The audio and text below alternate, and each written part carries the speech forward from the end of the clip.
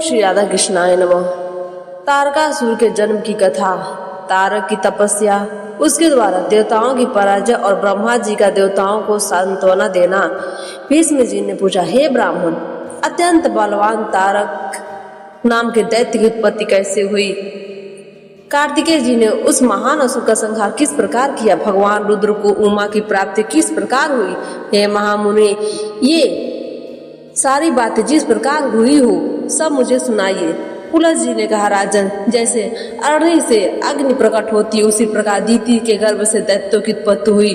पूर्व काल में उसी शुभ लक्षणा दीति को महर्षि कश्यप ने यह वरदान दिया था कि हे देवी, तुम्हें वज्रांग नामक एक पुत्र होगा जिसके सभी अंग वज्र के समान सुदृढ़ होंगे। वरदान पाकर देवी अदिति ने समयानुसार उस पुत्र को जन्म दिया जो वज्र के द्वारा भी अच्छेद्य था। वह जन्मते ही समस्त शास्त्रों में पारंगत हो गया।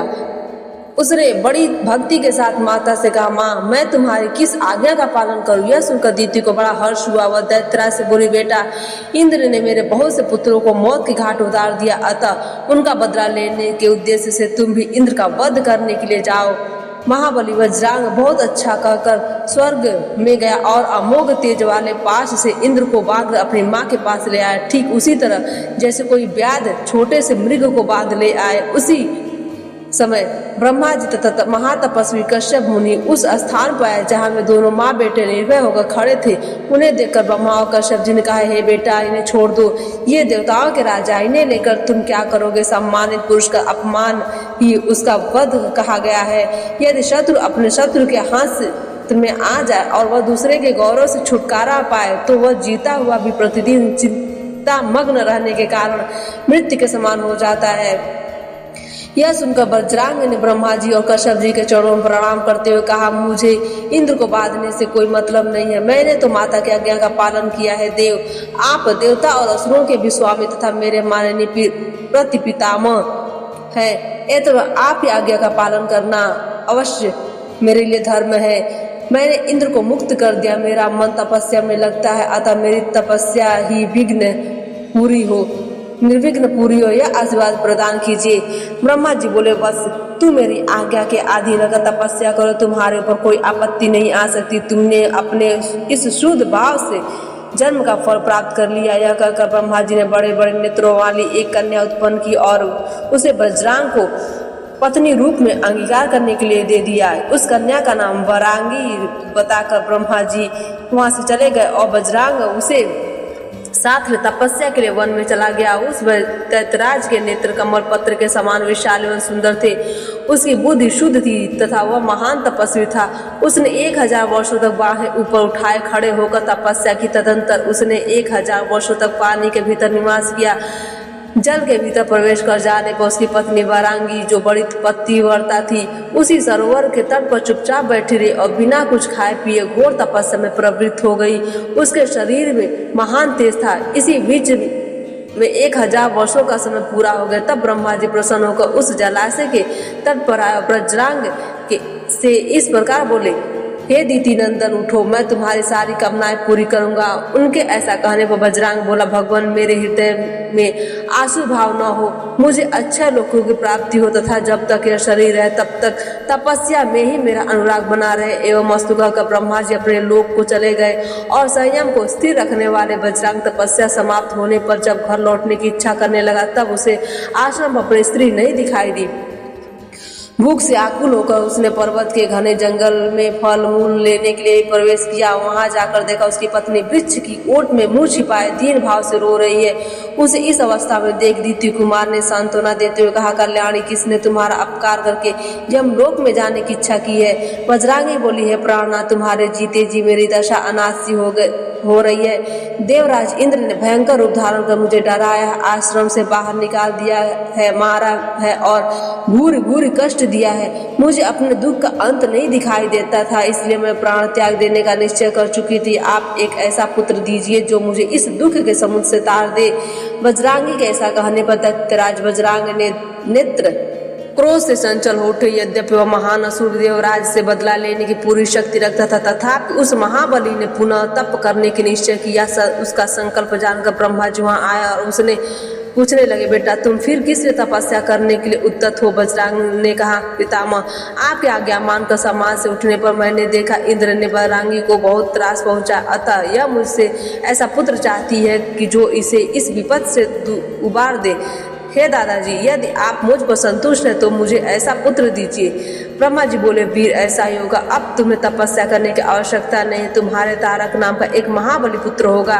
ब्रह्मा जी के ऐसा कहने पर दैत्यराज ने उन्हें प्रणाम किया और वन में जाकर अपनी रानी को, जिसका हृदय दुखी था, प्रसन्न किया।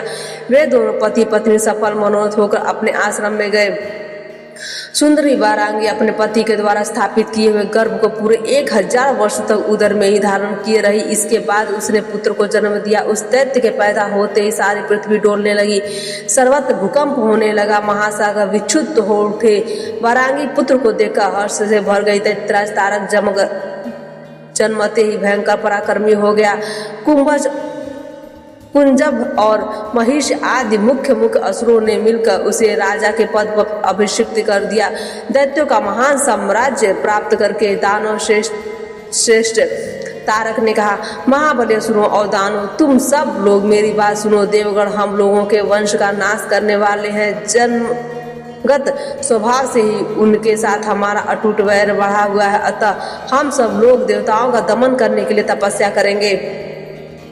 पुलस जी का राजनीय संदेश सुनकर सबकी सम्मति से ले तारक का सूर पारियात पर्वत पर चला गया और वहां 100 वर्षों तक निराहार रहकर, 100 वर्षों तक पंचाग्नि सेवन कर, 100 वर्षों तक केवल पत्ते चबाकर तथा 100 वर्षों तक सिर्फ जल पीकर तपस्या करता रहा। इस प्रकार जब उसका शरीर अत्यंत दुर्बल और तप का पुंज हो गया, तब ब्रह्मा जी ने आकर कहा, दैत्यराज तुमने उत्तम व्रत का पालन किया है, कोई वर मांगो। उसने कहा, किसी भी प्राणी से मेरी मृत्यु न हो। तब ब्रह्मा जी ने कहा, देहधारियों के लिए मृत्यु निश्चित है, इसलिए तुम जिस किसी निमित्त से भी जिससे तुम्हें भय न हो अपनी मृत्यु मांग लो। तब दैत्यराज तारक ने सोच विचार कर 7 दिन के बालक से अपनी मृत्यु मांगी।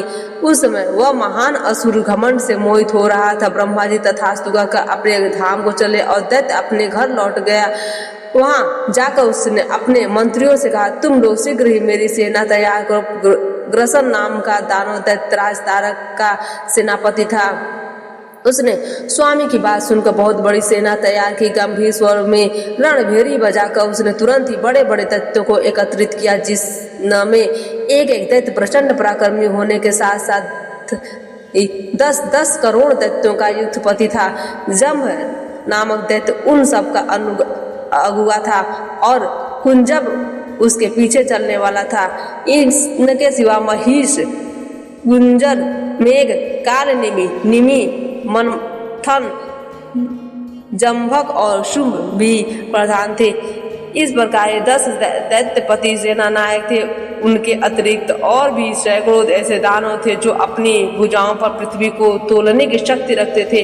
दैत्यों में सिंह के समान पराक्रमी तारकासुर की वह सेना बड़ी भयंकर जान पड़ती थी। तब मतवाले गजराजों, घोड़ों और रथों से भरी हुई थी। पैदलों की वह संख्या भी बहुत थी और सेना भी सब और पताकाएं फहरा रही थी। इसी बीच देवताओं के दूत वायु असुर लोक में आए और दानव सेना का उद्योग देखकर इंद्र को उसका समाचार देने के लिए गए।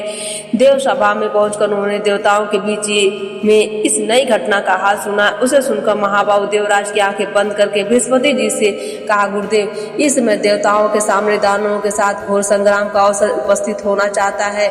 इस विषय में हमें क्या करना चाहिए? कोई नीति युक्त बात बताइए।